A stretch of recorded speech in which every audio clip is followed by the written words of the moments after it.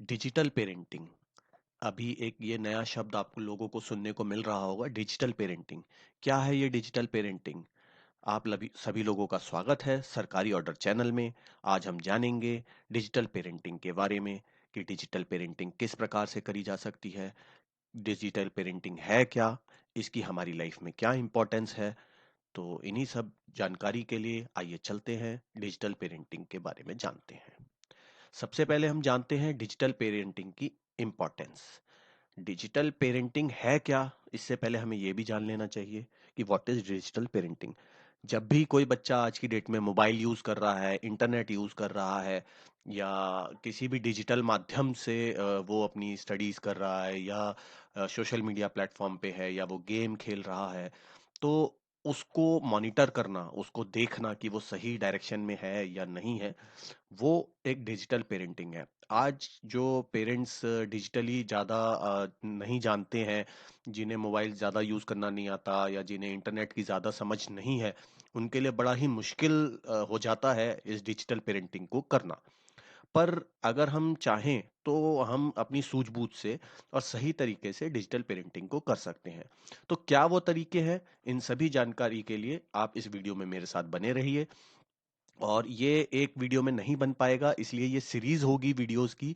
आप उस पूरी सीरीज को देखिए, क्योंकि हर एज ग्रुप के जो बच्चे होते हैं उनके लिए अलग प्रकार की डिजिटल पेरेंटिंग चाहिए होती है। जैसे कि 0 से 5 साल के जो बच्चे होते हैं उनको अलग तरीके की डिजिटल पेरेंटिंग की जरूरत होती है। उनके जो समझ होती है वो अलग प्रकार की होती है, उनको हम कंट्रोल कर सकते हैं। पर जैसे जैसे बच्चे 15-16 साल के हो जाते हैं तो हमारा कंट्रोल उन पे से काफी कम हो जाता है। और जहाँ तक बात रह गई डिजिटल पेरेंटिंग की, तो ये खाली यही नहीं है कि डिजिटल पेरेंटिंग में हमें उनके ऊपर काफ़ी दबाव रखना है, बेटा ये यूज़ नहीं करना, ये नहीं करना। साथ साथ हमें उनकी फ्रीडम का भी बहुत ध्यान रखना है कि इंटरनेट पे जो बच्चों की इंडिपेंडेंस है, जो उनकी फ्रीडम है, हम कहीं उसके बीच में ना आए। तो ये समन्वय बनाना बड़ा मुश्किल है, पर बनाया जा सकता है अगर हम इस डिजिटल पेरेंटिंग को समझ लें। तो जैसे मैंने आपको बताया, डिजिटल पेरेंटिंग बहुत इंपॉर्टेंट है। आज की डेट में साइबर क्राइम्स भी बहुत बढ़ रहे हैं। तो सबसे पहली बात मैं अगर आपको बोलूं, तो जितने भी पेरेंट्स हैं जो डिजिटली जानते हैं, समझते हैं इंटरनेट को और एप्स को और मोबाइल को, तो उनके लिए तो थोड़ा आसान हो जाता है, पर उनके लिए और ज़्यादा मुश्किल हो जाता है, क्योंकि वो सोचते हैं कि हमें तो सब कुछ पता है। पर बच्चे आजकल बहुत तेज़ हैं। बच्चे आपसे 10 कदम आगे हैं, एक कदम नहीं। तो हमारे बीच में एक, पहले हम कहते थे, एक शब्द होता था जनरेशन गैप। तो अब वो जनरेशन गैप डिजिटल पेरेंटिंग में भी आ गया है। तो जो पेरेंट्स सोचते हैं कि हम डिजिटली बड़े नॉलेजेबल हैं और हम अपने बच्चे को कंट्रोल में रख रहे हैं, तो आप ये भूल जाइए, बच्चे आपसे बहुत तेज हैं। तो किस प्रकार से उन बच्चों को भी देखा जा सकता है, और ऐसे पेरेंट्स जो हैं जिन्हें कुछ भी नॉलेज नहीं है, उन्हें किस प्रकार से देखना चाहिए इस चीज़ को, किस प्रकार से समझना चाहिए और किस प्रकार से डिजिटल पेरेंटिंग करनी चाहिए। तो हम इन सभी बातों पे आज बात कर रहे हैं। तो डिजिटल पेरेंटिंग की नीड जब से आने लगी, खास तौर पे जब कोविड समय आया, तो सभी बच्चे आज की डेट में मोबाइल से पढ़ रहे हैं। अब हमें ये नहीं पता चलता कि वो मोबाइल पे पढ़ रहे थे या अब वो उसके अलावा और कुछ काम करने लगे। सोशल मीडिया नेटवर्क साइट्स पे हमारे को बहुत ध्यान रखने की ज़रूरत होती है, क्योंकि जो सोशल मीडिया साइट्स हैं वहाँ से बहुत ज़्यादा साइबर बुलिंग होती है। और बहुत सारे ऐसे शब्द आएंगे, जैसे मैंने अभी आपको साइबर बुलिंग बोला, अब आप काफ़ी सारे लोग ऐसे होंगे जो जानते भी नहीं कि साइबर बुलिंग क्या होती है। जैसे पहले बच्चे खेलते थे और एक बच्चा दूसरे बच्चे को कुछ बोल देता है, कर देता है उसको, अगर उसके जेस्चर के बारे में मान लीजिए कोई मोटा है तो तू मोटा है, या इस टाइप से, तो वही बुलिंग आज की डेट में ऑनलाइन होती है और वो बच्चों को ज़्यादा इफेक्ट करती है। वो अपने पेरेंट्स को बता भी नहीं पाते हैं। तो उन चीज़ों पे हमें कंट्रोल रखने की बेहद ज़रूरत है। हमें बहुत समझना पड़ेगा कि हम इन चीज़ों को किस प्रकार से कर सकते हैं। तो डिजिटल वर्ल्ड की जो थ्रेट्स हैं, जो भी, चाहे वो इन फॉर्म ऑफ क्या नाम है, सिर्फ बोलने से हो, इंटरनेट पे कुछ लिख दिया किसी के बारे में उससे हो, या बच्चा गलत डायरेक्शन में जा ही ना, उसको हम कैसे कंट्रोल करें। तो सबसे पहला जो इम्पोर्टेंस है वो ये है कि हमें अपने आप को डेवलप करना पड़ेगा। जितने भी पेरेंट्स को कुछ भी नहीं पता, उन्हें थोड़ा थोड़ा ये वीडियोस देख के समझना पड़ेगा कि आप किस प्रकार से बच्चों को डिजिटल पेरेंटिंग कर सकते हैं। आपको थोड़ी नॉलेज तो होनी आवश्यक है कि आपको पता हो मोबाइल कैसे चलता है, या मोबाइल में ऐप्स कैसे आती हैं, प्ले स्टोर क्या होता है, तो थोड़ा बहुत जानना बहुत ज़रूरी है। इसके लिए मैं एक जो बिल्कुल जिन पेरेंट्स को कुछ भी नहीं आता उनके लिए एक सेपरेट वीडियो बना के डाल दूंगा। तो अगर आप चाहते हैं कि आपके लिए एक सेपरेट वीडियो बना के डालें तो नीचे कमेंट बॉक्स में यस ज़रूर लिख दीजिए, तो मैं वो वीडियो बना के डाल दूंगा। अब इसके बाद हम बात करते हैं कि क्या इंपॉर्टेंट पॉइंट होते हैं। हर बंदा, जब भी हम डिजिटल पेरेंटिंग की बात करें या इंटरनेट की बात करें या मोबाइल यूज़ की बात करें, तो हर पेरेंट्स का सबसे पहला ये कहना होता है, हमारा बेटा तो सारे दिन मोबाइल में लगा रहता है, हमारी बेटी तो सारे दिन मोबाइल में लगी रहती है। अब बच्चों को जब वो डांटते हैं, तो घर में सबसे बड़ा बच्चों और माँ बाप के बीच का जो झगड़े का कारण है वो आजकल स्क्रीन टाइम कम करने को लेकर होता है, कि स्क्रीन स्क्रीन टाइम को रिड्यूस कर दिया जाए, किसी भी तरह से कम किया जाए। पर वो हो नहीं पा रहा है।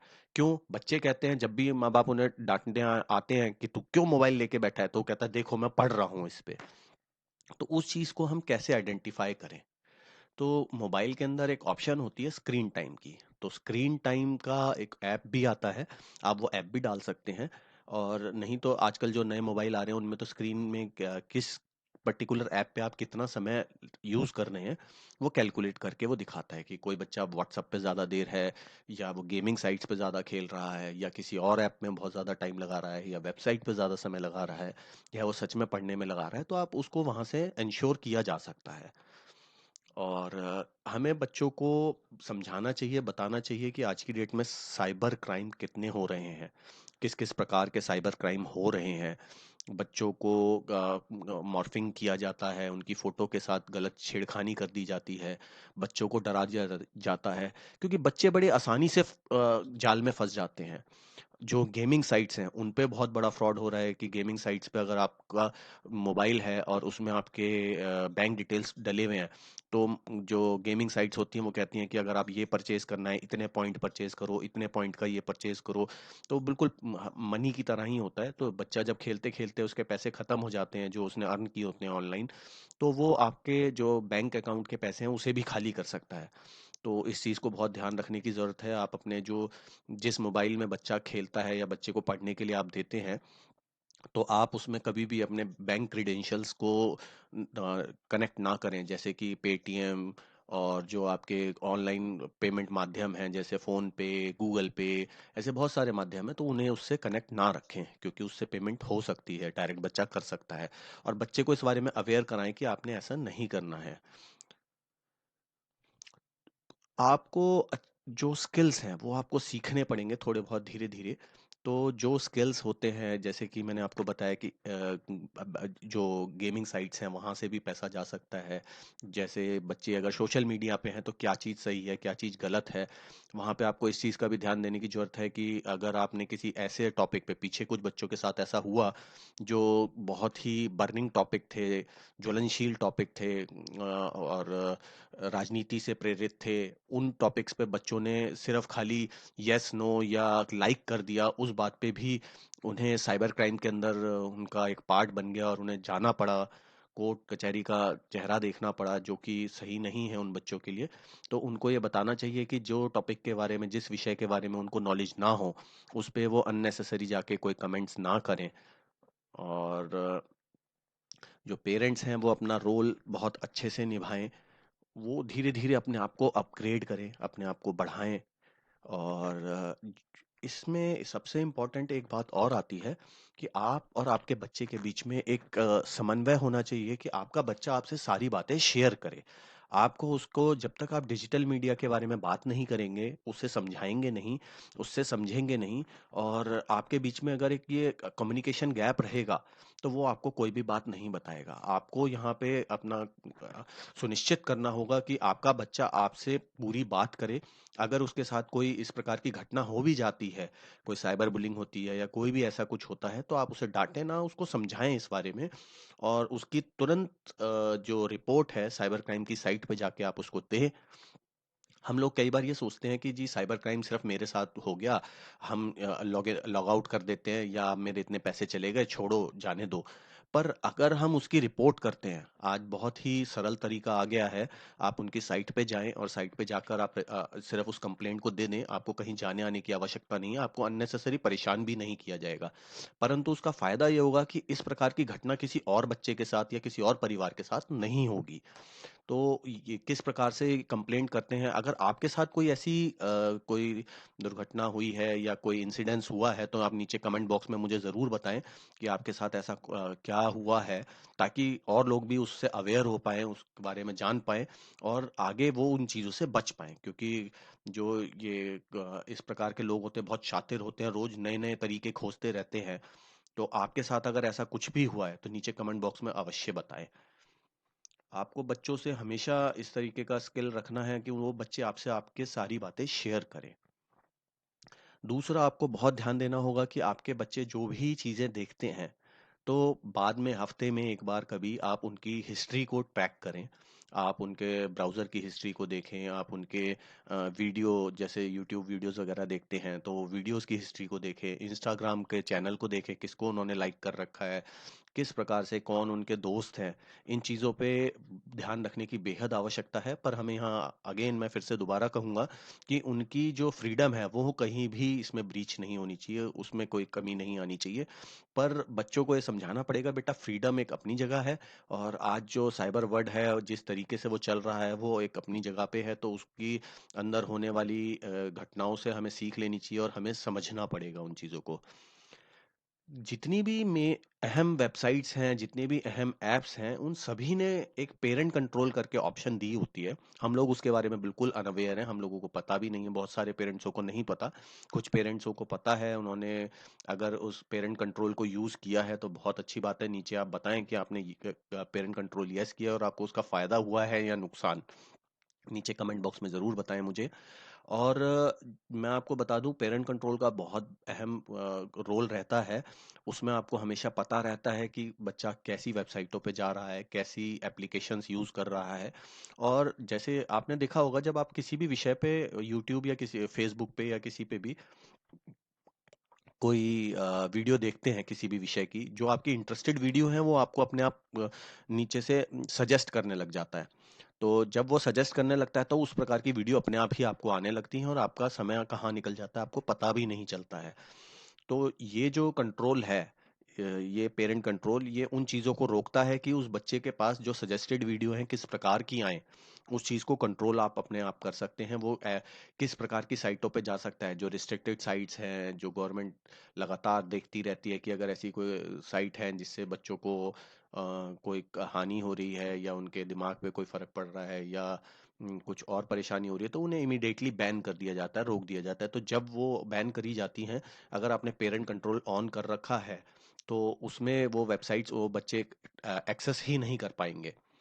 अब यहाँ मैं आपको बता दूं कि हर एज ग्रुप के बच्चों के लिए अलग अलग प्रकार से आपको पेरेंट कंट्रोलिंग की आवश्यकता होती है। जैसे 0 से 5 साल का बच्चा है, आप उस पर पेरेंट कंट्रोल भी लगा सकते हैं, आप उसको समझा भी सकते हैं, आप उसका स्क्रीन टाइम भी कम कर सकते हैं, आप उसको डांट भी सकते हैं। बट जब बच्चे बड़े हो जाते हैं तो हम ये सब नहीं कर पाते हैं, तब हमें किस प्रकार से पेरेंट कंट्रोलिंग करनी है।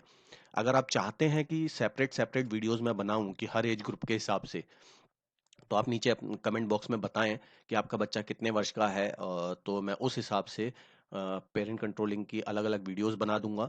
और जो पेरेंट कंट्रोल ऐप्स पे है, तो आपका बच्चा किस प्रकार की ऐप्स यूज़ करता है, यूट्यूब यूज़ करता है, फेसबुक यूज़ करता है, इंस्टाग्राम यूज़ करता है, ट्विटर यूज़ करता है, टेलीग्राम यूज़ करता है, कौन सी ऐप्स यूज़ करता है, कौन सी वेबसाइट्स यूज़ करता है, आप मुझे बताएं तो मैं उस पर्टिकुलर ऐप और वेबसाइट के ऊपर पेरेंट कंट्रोल की वीडियो अलग से बना के डाल दूंगा।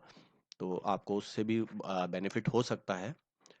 जहाँ तक पेरेंट कंट्रोल की बात रह गई, हमें ये ध्यान रखना है कि पेरेंट को कंट्रोल तो करना है, बच्चे को समझाना भी है और उससे बातचीत भी करनी है। उसको ये समझाना बहुत ज़रूरी है कि बेटा आज की डेट में साइबर वर्ल्ड में क्या-क्या किस तरीके के क्राइम्स हो रहे हैं, ताकि वो जब उसको पता होगा तो वो अवेयर रहेगा। पर अगर हम छुपाएँगे, हम पेरेंट्स सबसे ज़्यादा गलती क्या करते हैं, हम बच्चे से बात ही नहीं करते या किसी विषय पे अगर बच्चा पूछता है तो हम झल्ला जाते हैं, हम उसको जवाब नहीं देते। हमें ये नहीं करना है, हमें उसके हर सवाल का जवाब देना है। अगर हमें नहीं पता है तो हमें एक्सेप्ट करना चाहिए, बेटा मुझे ये इस बारे में नहीं पता है, मैं डेफ़िनेटली कहीं से पता करके या पढ़ के आपको ज़रूर बताऊँगा। तो हमें इस प्रकार की बातें करनी हैं। अगर आपको मेरा ये वीडियो पसंद आया हो और तो आप इस चैनल को सब्सक्राइब कर दें। और डिजिटल पेरेंटिंग के ऊपर मेरे लगातार वीडियो आते रहेंगे। ये पहला वीडियो है। आपको ये वीडियो कैसा लगा नीचे कमेंट बॉक्स में अवश्य बताएं।